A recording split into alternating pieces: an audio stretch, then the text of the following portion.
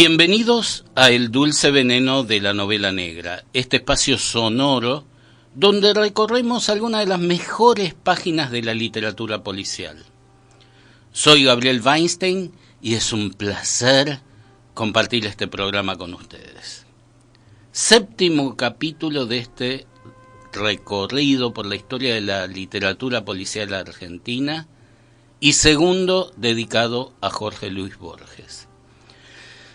El autor de La Biblioteca de Babel tenía un interés muy marcado por la literatura policial y expuso sus reflexiones en textos, conferencias y entrevistas periodísticas. Como lector, Borges tenía una marcada predilección por el policial de enigma, aunque la mayoría de sus relatos relacionados con crímenes no pertenecían a este subgénero. Solo uno de sus cuentos puede incluirse en esta categoría. En numerosas ocasiones se refirió a su admiración por los autores que crearon y cultivaron esta vertiente, en particular Edgar Allan Poe, Chesterton y Wilkie Collins. Por otra parte, esta preferencia se ve claramente en su labor como editor de la colección El Séptimo Círculo y en sus cuentos paródicos escritos en colaboración con Adolfo Bioy Casares. Queridas y queridos oyentes, los invito entonces a compartir este capítulo 140 del Dulce Veneno de la Novela Negra, el segundo dedicado a Jorge Luis Borges. Pero vamos a comenzar con algo de música. Por favor, Gabriel Barrios.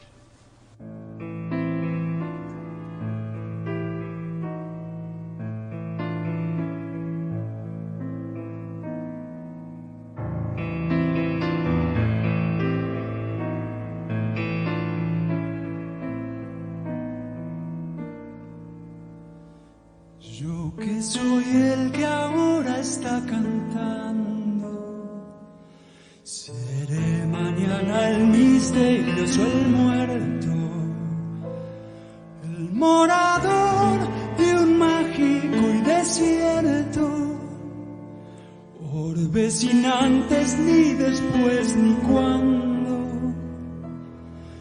Así afirma la mística, me creo indigno del infierno, de la gloria, pero nada predigo, nuestra historia cambia como las formas de Proteo.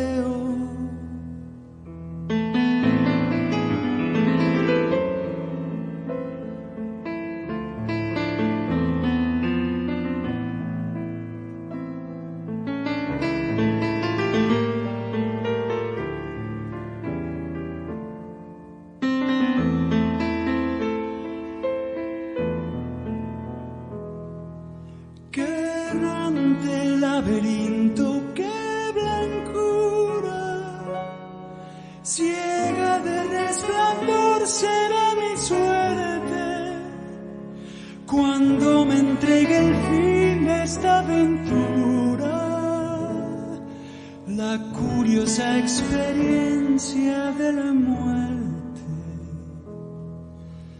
Quiero beber su cristalino olvido,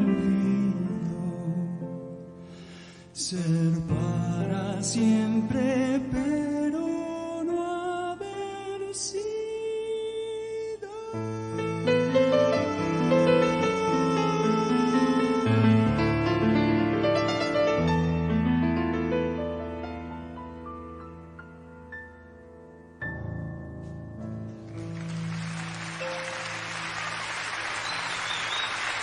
Los enigmas, por Pedro Aznar, acompañado por Lito Vitale en teclado, de su disco Caja de Música, basado en poemas de Jorge Luis Borges. De los muchos problemas que ejercitaron la temeraria perspicacia de Lonrot, ninguno tan extraño, tan rigurosamente extraño, diremos, como la periódica serie de hechos de sangre que culminaron en la quinta de Triste-Leroy entre el interminable olor de los eucaliptos. Es verdad que Eric Lonrot no logró impedir el último crimen, pero es indiscutible que lo previó. Tampoco adivinó la identidad del infausto asesino de Yarmolinsky, pero sí la secreta morfología de la malvada serie y la participación de Red Scarlett, cuyo segundo apodo es Scarlett el Dandy.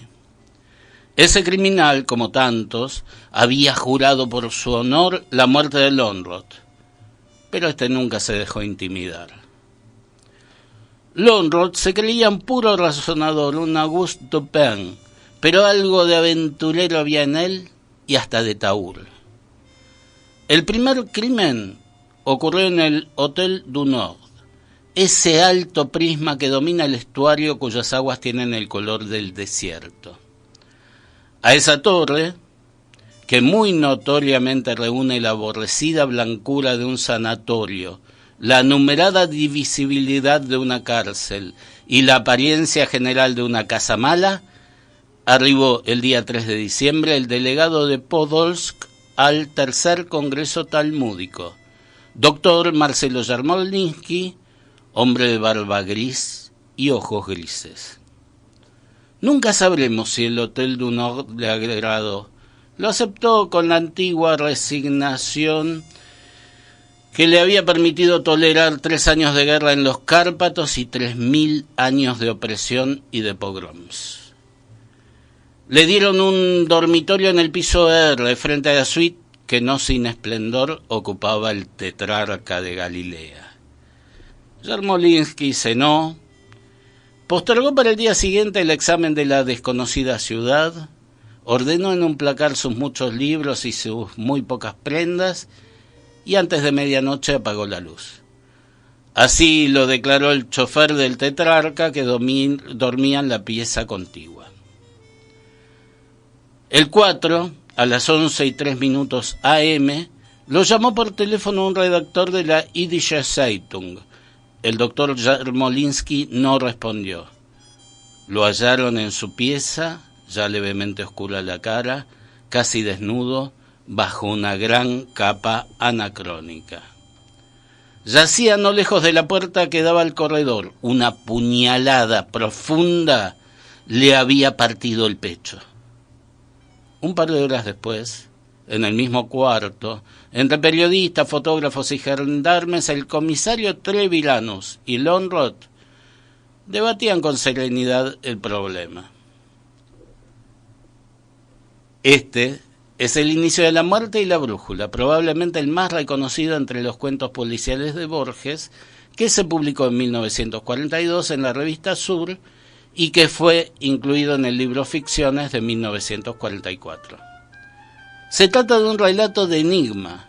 El investigador Eric Lönnrot, al que el narrador compara con Auguste Dupin, el detective creado por Edgar Allan Poe, pretende encontrar la solución a una serie de asesinatos mediante razonamiento, valiéndose de cálculos matemáticos y sus conocimientos de la cultura judía, ya que el primer asesinado es un rabino.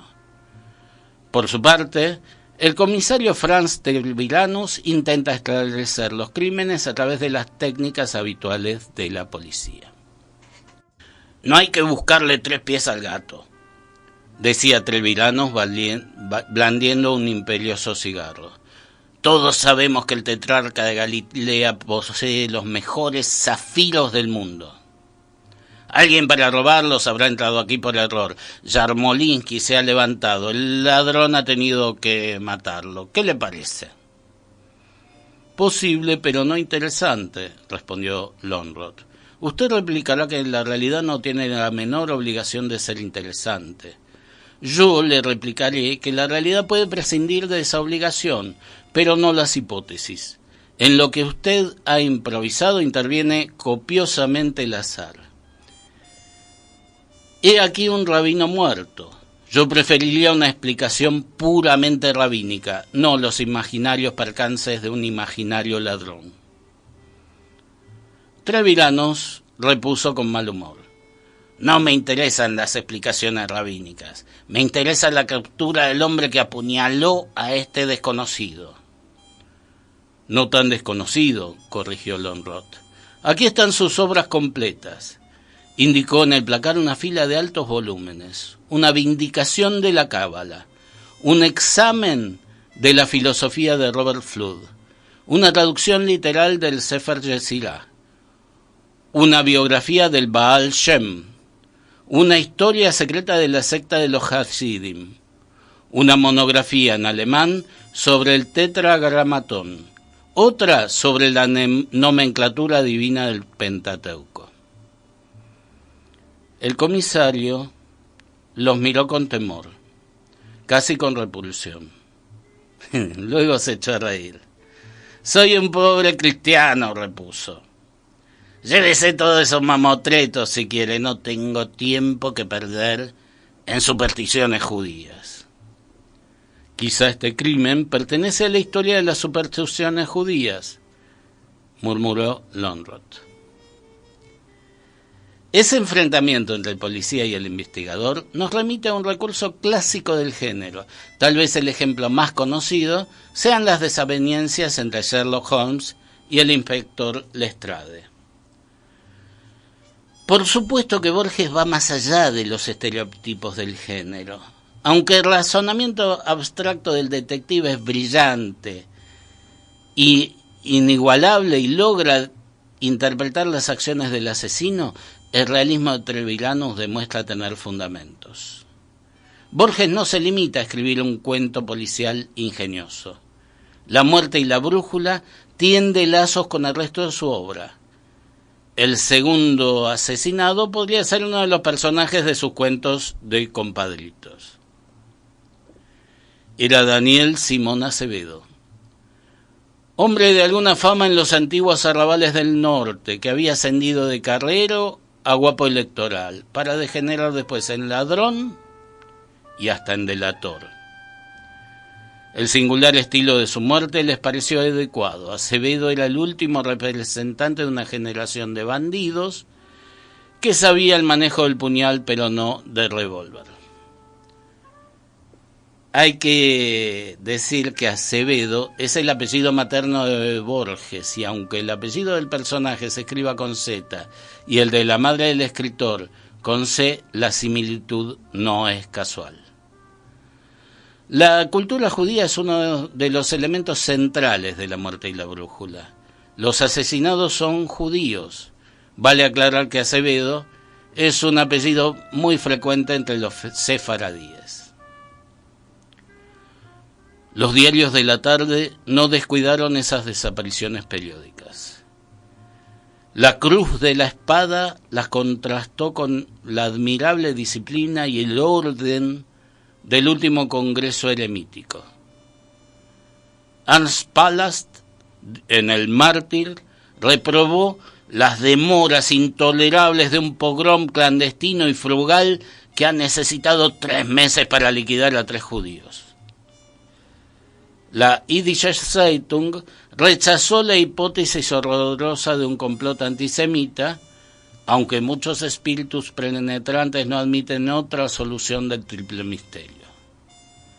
El más ilustre de los pistoleros del sur, Dandy Red Scarlett, juró que en su distrito nunca se producirían crímenes de esos y acusó de culpable negligencia al comisario Franz Treviranus. En el cuento hay referencias al antisemitismo que circulaba en la época en algunos ámbitos. Por un lado, el nacionalismo católico, evidente ideología del ficticio diario La Cruz de la Espada. Borges detestaba esa corriente e ironiza sobre uno de sus íconos fundamentales al mencionar como Congreso Eremítico al Congreso Eucarístico Internacional realizado en 1934 en nuestro país, que los nacionalistas católicos tomaban como referencia fundamental. Eremítico significa ermitaño, que vive en soledad. En cuanto al nazismo, que estaba en auge en Europa durante la escritura del cuento y extendía sus garras sobre nuestro país, está presente en la mención del diario El Mártir, que reclama por la lentitud del pogrom. Lo referente al judaísmo no se agota ahí. Lönnrot estudia los textos de la tradición judía encontrados en la habitación de Yarmolinsky. Están presentes la Cábala, la búsqueda de los 100 nombres de Dios y la corriente mística de los Hasidim. Un libro en octavo mayor le reveló las enseñanzas de Israel Baal Shem Tov, fundador de la secta de los piadosos. Otro, las virtudes y terrores del Tetragramatón, que es el inefable nombre de Dios. Otro, la tesis de que Dios tiene un nombre secreto, en el cual está compendiado, como en la esfera de cristal que los persas atribuyen a Alejandro de Macedonia, su noveno atributo, la eternidad, es decir, el conocimiento inmediato de todas las cosas que serán, que son y que han sido en el universo. La tradición enumera 99 nombres de Dios. Los hebraístas atribuyen ese imperfecto número al mágico temor de las cifras pares. Los Hasidim razonan que ese hiato señala un 100º nombre, el nombre absoluto. Otro punto de interés tiene que ver con lo geográfico, la brújula del título. La serie de asesinatos lleva al detective por los 4 puntos cardinales. El primer crimen tiene lugar en el norte, más específicamente en el Hotel du Nord. El segundo en una pinturería del oeste, en el más desamparado y vacío de los huecos suburbios occidentales de la capital, dice el texto. El tercero, en una taberna en el este, la Liverpool House, en la Rue de Toulon, regenteada por un irlandés de apellido Finnegan. La ciudad ficticia, en el comienzo, parece ser europea, pero al llegar al sur se asemeja inequívocamente a Buenos Aires. Más específicamente, transcurre en una zona que aparenta ser cercana a Riachuelo. Una hora después, viajaba en un tren de los ferrocarriles australes rumbo a la quinta abandonada de Triste-le-Roy. Al sur de la ciudad de mi cuento fluye un ciego riachuelo de aguas barrosas, infamado de curtiembres y de basuras. Del otro lado hay un suburbio fabril donde, al amparo de un caudillo barcelonés, medran los pistoleros. Es fácil suponer que el caudillo barcelonés es el conservador Alberto Barceló, que en esos años era el jefe político indiscutible de Avellaneda. En un artículo publicado en el diario Crítica, Borges se refirió a la creación de este espacio urbano imaginario. Un día llegó en que desistí del propósito de hacer una versión poética de Buenos Aires y escribí un cuento fantástico policial que se intituló La muerte y la brújula. Los personajes de esa fábula tienen nombres irlandeses o escandinavos. La historia ocurre en una ciudad que es como Buenos Aires, deformada en espejos de pesadilla. En la ciudad de mi relato hay una calle de salobres y tortuosas recovas que se llama la Rue de Toulon. Esa calle es una magnificación o una perversión del Paseo de Julio. Hay asimismo un territorio de interminables y desconsolados suburbios hechos de llanura y de ocasos. En ese territorio se reflejan Villaduluro, Mataderos o Chacarita. Hay en el sur de la imaginaria ciudad una antigua quinta que se llama Triste-le-Roy. Esa quinta, llena de simetrías un poco horribles, se llamó en la realidad el Hotel Las Delicias. Nada dije yo a mis amigos sobre el propósito esencial de aquel cuento, pero algunos descubrieron en él por primera vez el sabor de Buenos Aires, la entonación que yo busqué en vano hasta entonces. La referencia a su propia obra aparece nuevamente en el escenario donde el cuento culmina. Vista de cerca, la casa de Triste-le-Roy abundaba en inútiles simetrías y en repeticiones maniáticas. A una diana glacial en un nicho lóbrego correspondía en un segundo nicho otra diana. Un balcón se reflejaba en otro balcón. Dobles escalinatas se abrían en doble balaustrada. Un Hermes de 2 caras proyectaba una sombra monstruosa. Lonrod rodeó la casa como había rodeado la quinta. Todo lo examinó. Bajo el nivel de la terraza vio una estrecha persiana. La empujó. Unos pocos escalones de mármol descendían a un sótano. Lonrod, que ya intuía las preferencias del arquitecto, adivinó que en el opuesto muro del sótano había otros escalones. Los encontró, subió, alzó las manos y abrió la trampa de salida. Un resplandor lo guió a una ventana, la abrió. Una luna amarilla y circular definía en el triste jardín 2 fuentes cegadas. Lonrod exploró la casa. Por antecomedores y galerías salió a patios iguales y repetidas veces al mismo patio. Subió por escaleras polvorientas ante cámaras circulares. Infinitamente se multiplicó en espejos opuestos. Se cansó de abrir o entreabrir ventanas que le revelaban afuera el mismo desolado jardín desde varias alturas y varios ángulos. Adentro, muebles con fundas amarillas y arañas embaladas en tarlatán. Un dormitorio lo detuvo. En ese dormitorio, una sola flor en una copa de porcelana. Al primer roce, los pétalos antiguos se deshicieron. En el segundo piso, en el último, la casa le pareció infinita y creciente. La muerte y la brújula transgrede y extrema elementos clásicos del cuento policial de Enigma. Desde el principio sabemos quién está detrás del crimen. Los personajes son claramente estereotipos unidimensionales sin personalidad y la abstracción es el elemento que usa el asesino para conseguir su objetivo. El autor comentaba a fines de la década del 70 en una clase recopilada en el libro Borges Oral. He intentado el género policial alguna vez. No estoy demasiado orgulloso de lo que he hecho. Lo he llevado a un terreno simbólico que no sé si cuadra. He escrito La muerte y la brújula. Pero por favor, Gabriel Barrios, creo que es un buen momento para la música.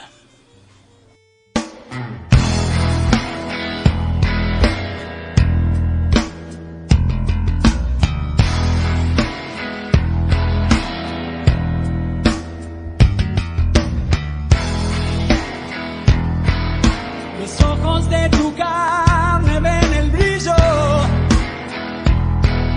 del insufrible sol, tu carne toca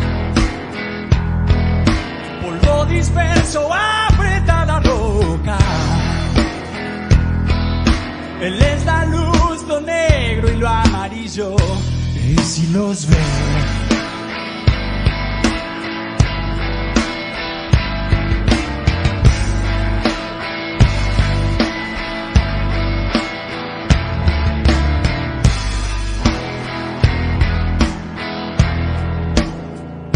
Incesantes ojos te mira y estos ojos tu reflejo indagan y los ojos del espejo las negras hidras y los tigres rojos.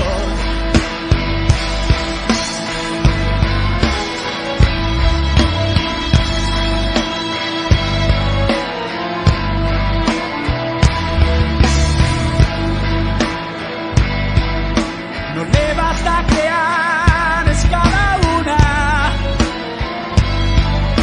de las criaturas de su extraño mundo.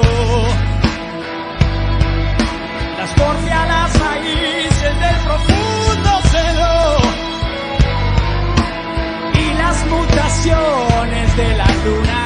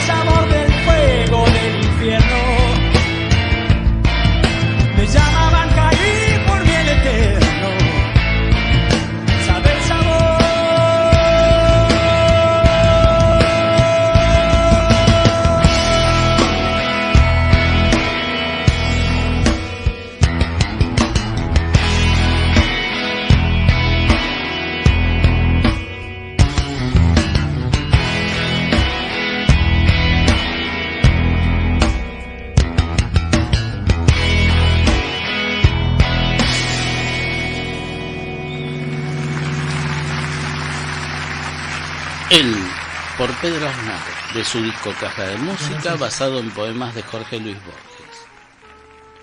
Como les contaba al inicio del programa, el escritor tenía una marcada preferencia por el policial de enigma. Una clave acerca de esta preferencia se puede encontrar en el libro En Diálogo, donde Borges es entrevistado por Osvaldo Ferrari. El periodista le pregunta si su predilección por el cuento policial se debe a que se trata de un género parcialmente épico. Esta es la respuesta de Borges. Parcialmente épico y además un género lógico. Fíjese que en una novela psicológica todo se admite cualquier extravagancia que corresponda al carácter del personaje. En cambio, en una época bastante caótica de la literatura, el rigor lógico fue salvado por el cuento policial, ya que un cuento policial es un cuento intelectual. Es decir, es cuento que tiene principio, medio y fin, en el que nada es inexplicable. De modo que hay una satisfacción de la lógica en los cuentos policiales. El escritor consideraba que el género fue creado por Poe. En el libro Conversaciones con Borges de Roberto Alifano decía: la novela policial es un género que Poe contribuyó a definir en la teoría y a perfeccionar en la práctica. Todo parte de él. En una conferencia recopilada en el libro Borges Oral, señalaba además que ese autor no quería ser un relato realista. Poe no quería que el género policial fuera un género realista, quería que fuera un género intelectual, un género fantástico, si ustedes quieren, pero un género fantástico de la inteligencia, no de la imaginación solamente, de ambas cosas desde luego, pero sobre todo de la inteligencia. Él pudo haber situado sus crímenes y sus detectives en Nueva York, pero entonces el lector habría estado pensando si las cosas se desarrollan realmente así, si la policía de Nueva York es de ese modo o de aquel otro. Resultaba más cómodo y está más desahogada la imaginación de Poe, haciendo que todo aquello ocurriera en París, en un barrio desierto del sector de Saint-Germain. Por eso, el primer detective de la ficción es un extranjero. El primer detective que la literatura registra es un francés. ¿Por qué un francés? Porque el que escribe la obra es un americano y necesita un personaje lejano. Para hacer más raros a esos personajes, hacen que vivan de un modo distinto del que suelen vivir los hombres. En la misma conferencia reafirmaba: tenemos pues al relato policial como un género intelectual, como un género basado en algo totalmente ficticio. El hecho es que un crimen es descubierto por un razonador abstracto y no por delaciones, por descuidos de los criminales. Poe sabía que lo que él estaba haciendo no era realista. También Borges manifestaba su clara preferencia por las narraciones de enigma y su rechazo al policial negro. Actualmente el género policial ha decaído mucho en Estados Unidos. El género policial es realista, de violencia, un género de violencias sexuales también.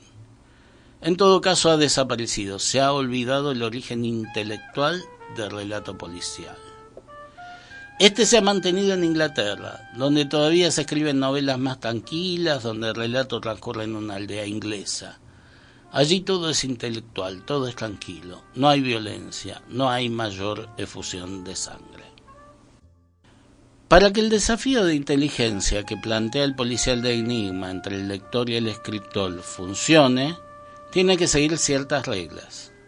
Borges las formuló en un artículo publicado en 1933 que se llama sencillamente Leyes de la narración policial.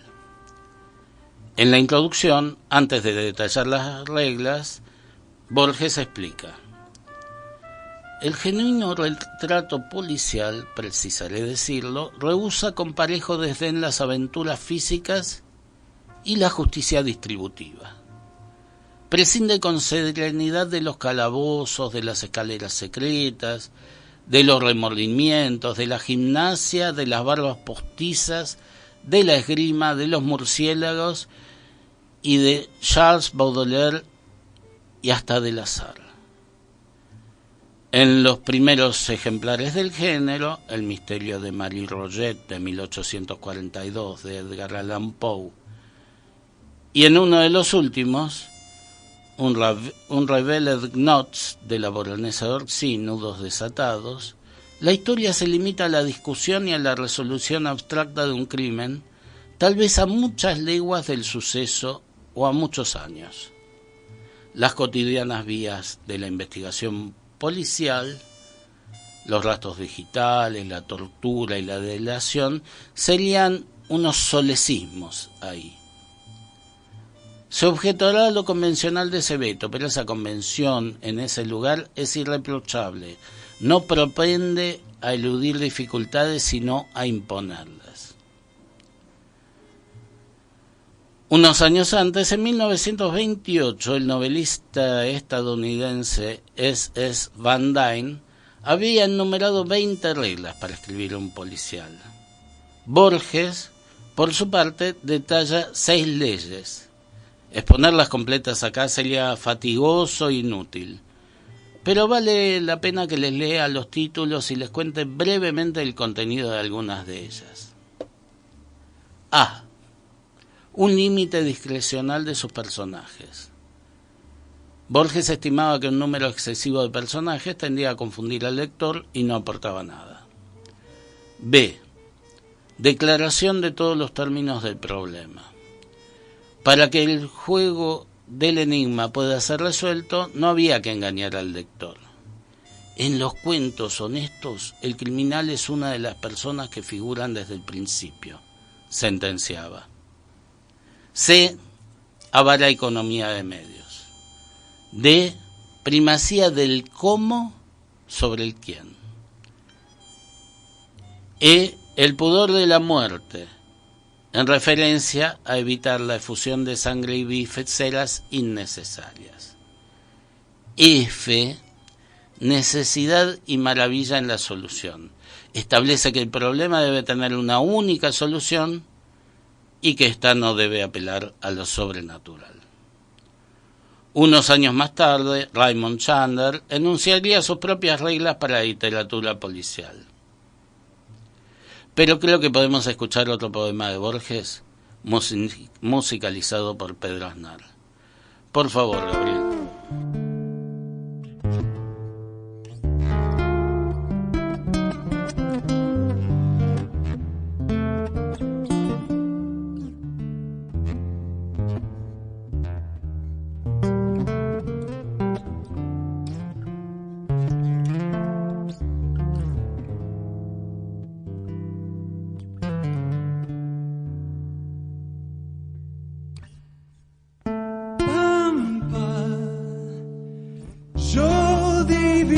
Tu anchura que ahonda las afueras, yo me estoy desangrando en tus puñetes.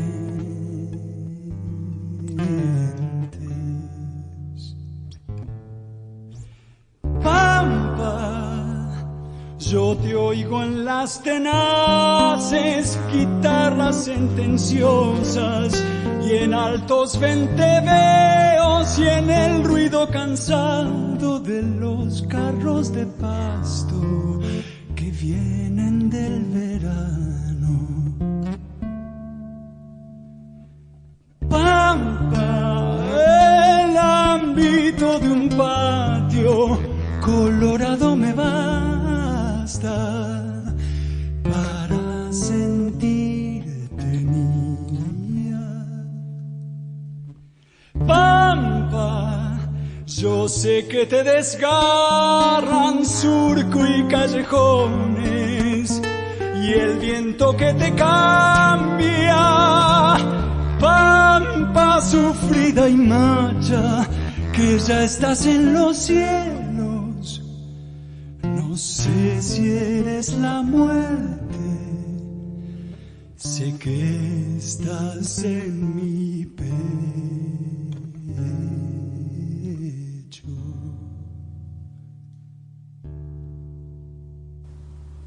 Al horizonte de un suburbio, por Pedro Aznar, de su disco Caja de Música, basado en poemas de Jorge Luis Borges. Gracias. Borges no se limitó a hablar de la escritura. También reflexionó de manera brillante sobre los lectores de la literatura policial. En una de las conferencias incluidas en el libro Borges Oral, detallaba: pensar es generalizar y necesitamos esos útiles arquetipos platónicos para poder afirmar algo. Entonces, ¿por qué no afirmar que hay géneros literarios? Yo agregaría una observación personal. Los géneros literarios dependen quizás menos de los textos que del modo en que estos son leídos. El hecho estético requiere la conjunción del lector y del texto, y sólo entonces existe. Es absurdo suponer que un volumen sea mucho más que un volumen. Empieza a existir cuando un lector lo abre. Entonces existe el fenómeno estético, que puede parecerse al momento en el cual el libro fue engendrado. Hay un tipo de lector actual, el lector de ficciones policiales. Ese lector ha sido, y ese lector se encuentra en todos los países del mundo y se cuenta por millones, engendrado por Edgar Allan Poe. Vamos a suponer que no existe ese lector, o supongamos algo quizás más interesante, que se trata de una persona muy lejana a nosotros. Puede ser un persa, un malayo, un rústico, un niño, una persona a quien le dicen que el Quijote es una novela policial. Vamos a suponer que ese hipotético personaje haya leído novelas policiales y empiece a leer el Quijote. Entonces, ¿qué lee? En un lugar de La Mancha, de cuyo nombre no quiero acordarme, no hace mucho tiempo vivía un hidalgo. Y ya ese lector está lleno de sospechas, porque el lector de novelas policiales es un lector que lee con incredulidad, con suspicacias, una suspicacia especial. Por ejemplo, si lee en un lugar de La Mancha, desde luego supone que aquello no sucedió en La Mancha. Luego, de cuyo nombre no quiero acordarme. ¿Por qué no quiso acordarse de Cervantes? Porque sin duda Cervantes era el asesino, el culpable. Luego, no hace mucho tiempo, posiblemente lo que suceda no será tan aterrador como el futuro. La novela policial ha creado un tipo especial de lector. Eso suele olvidarse cuando se juzga la obra de Poe, porque si Poe creó el relato policial, creó después el tipo de lector de ficciones policiales. Este texto fue publicado en la revista Cuestionario en 1976 y recopilado en el libro Borges Verbal de Pilar Bravo y Mario Paoletti. En él, el autor de La muerte y la brújula hacía una interesante observación. Asistí a una reunión de autores de novelas policiales de Estados Unidos. Enumeraron los premios del año. Primer premio del año para la mejor novela policial encuadernada. Segundo premio para la mejor novela policial en rústica. Pero, ¿por qué no en cuerpo 12 o en cuerpo 14? Yo me di vuelta y les pregunté a los que me acompañaban: ¿pero qué pasa? ¿Está loca esta gente? ¿Qué importa que un libro esté encuadernado? A los escritores además les modifican los argumentos, les mutilan caracteres. Es increíble porque todo el mundo lo sabe. Yo insistía, pero ustedes tienen que protestar, poner en ridículo a los editores. Pero así no se publica el libro, respondieron. Y ven todo como un negocio. Y aquí también va a pasar.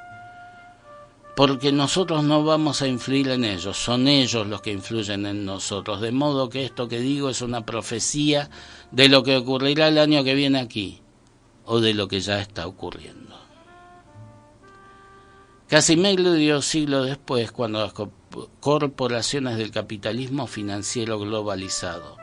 Desarrollan la inteligencia artificial que pone en peligro un número enorme de trabajos e intenta reemplazar a los artistas para multiplicar sus ganancias. Esta advertencia es aún más inquietante que cuando Borges la formuló. Las 12 figuras del mundo. El Capricornio, el Acuario, los peces, el carnero, el toro. Pensaba Aquiles Molinari dormido. Después tuvo un momento de incertidumbre. Vio la balanza, el escorpión. Comprendió que se había equivocado. Se despertó temblando. El sol le había calentado la cara. En la mesa de luz, encima del almanaque Bristol y de algunos números de la fija, el reloj despertador tic-tac marcaba las 10 menos 20. Siempre repitiendo los signos, Molinari se levantó. Miró por la ventana. En la esquina estaba el desconocido. Sonrió astutamente. Se fue a los fondos. Volvió con la máquina de afeitar la brocha, los restos de jabón amarillo y una taza de agua hirviendo. Abrió de par en par la ventana. Con enfática serenidad miró al desconocido y lentamente se afeitó, silbando el tango naipe marcado. 10 minutos después estaba en la calle con el traje marrón, cuyas últimas 2 mensualidades aún las debía a las grandes sastrerías inglesas Rabuffi. Fue hasta la esquina. El desconocido bruscamente se interesó en un extracto de la lotería. Molinari, habituado ya a esos monótonos disimulos, se dirigió a la esquina de Humberto I. El ómnibus llegó enseguida. Molinari subió. Para facilitar el trabajo a su perseguidor, ocupó uno de los asientos de adelante. A las 2 o 3 cuadras se dio vuelta. El desconocido, fácilmente reconocible por sus anteojos negros, leía el diario.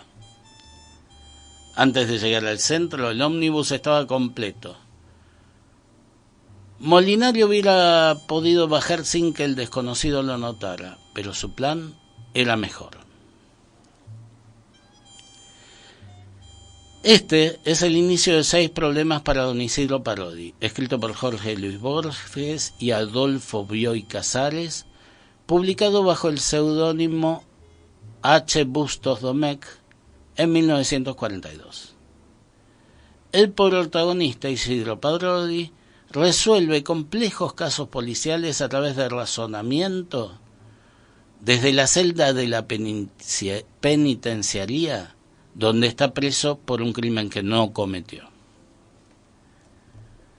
Hace 14 años, el carnicero Agustín R. Bonorino, que había asistido al corso de Belgrano disfrazado de cocoliche, recibió un mortal botellazo en la sien. Nadie ignoraba que la botella de Bills que lo derribó había sido esgrimida por uno de los muchachos de la barra de la Pata Santa. Pero como Pata Santa era un precioso elemento electoral, la policía resolvió que el culpable era Isidro Parodi, de quien algunos afirmaban que era ácrata, queriendo decir que era espiritista. En realidad, Isidro Parodi no era ninguna de las dos cosas. Era dueño de una barbería en el barrio sur y había cometido la imprudencia de alquilar una pieza a un escribiente de la comisaría 8 que ya le debía 1 año. Esta conjunción de circunstancias adversas selló la suerte de Parodi. Las declaraciones de los testigos, que pertenecían a la barra de Pata Santa, fueron unánimes. El juez lo condenó a 21 años de reclusión. La vida sedentaria había influido en el homicida de 1919. Hoy era un hombre cuarentón, sentencioso, obeso, con la cabeza afeitada y ojos singularmente sabios. Esos ojos ahora miraban al joven Molinari. El seudónimo H. Bustos Domecq, del supuesto autor de los cuentos, se componía del apellido del bisabuelo materno de Borges, Bustos, y de un bisabuelo de Bioy de apellido Domecq. Pero lo notorio es que los dos escritores inventaron un autor que nada tiene que ver con las características de Borges y Bioy. Bustos Domecq tenían todo lo que los escritores detestaban. Era racista, nacionalista, ignorante y pedante, y escribía en un estilo horroroso. En el libro Conversaciones con Borges de Roberto Alifano, el autor de La muerte y la brújula expresa: esos cuentos no me gustan por el estilo barroco en el que están escritos, pero bueno, no podíamos escribir de otra manera. Con Bioy nos poníamos a escribir y luego nos convertíamos en ese personaje que se llama Bustos Domecq o Suárez Lynch, otro de los seudónimos. Ese personaje se apodera de la acción y la echa a perder llenándola de situaciones exageradas. Eso, claro, no depende de nosotros sino de ese tercer hombre. Nosotros pasamos a ser simplemente sus dóciles e irritados amanuenses. Pero repito, esos cuentos policiales a mí no me gustan nada y creo que a Bioy tampoco. Los dos autores se divertían mucho mientras escribían sus historias.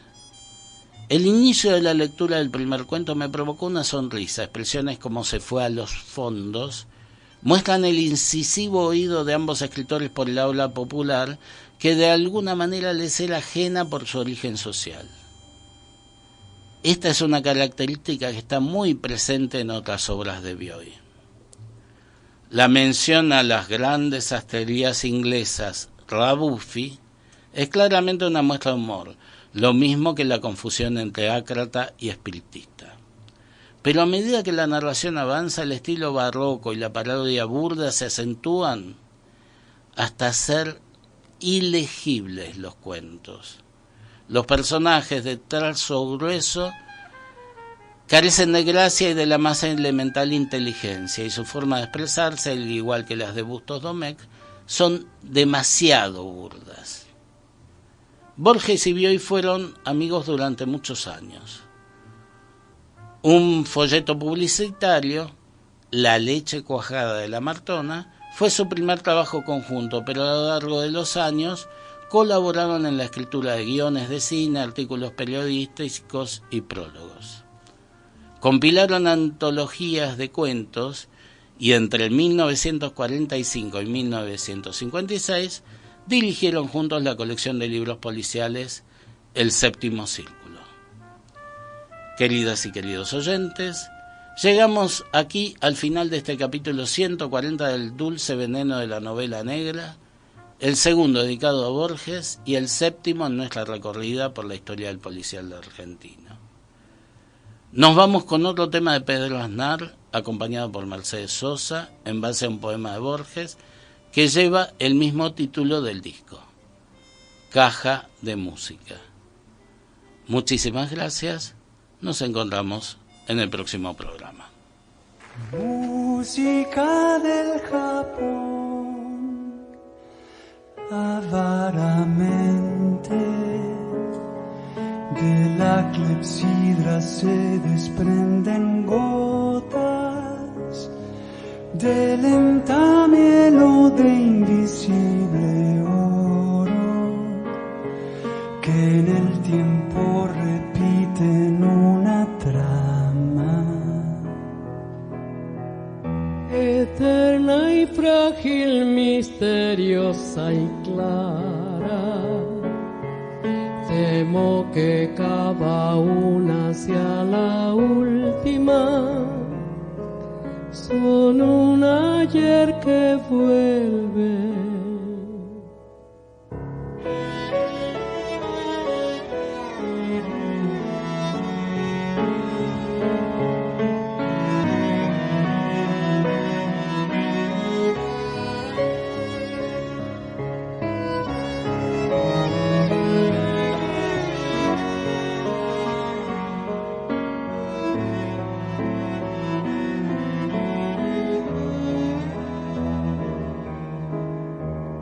¿De qué templo, de qué leve jardín en la montaña? de qué vigilia ante un mar que ignoro. De qué pudor de la melancolía, de qué perdida y rescatada tarde llegan a mí su porvenir remoto.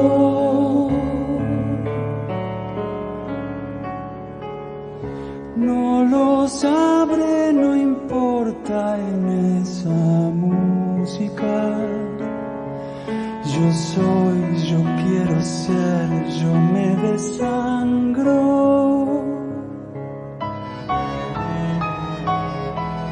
en esa música.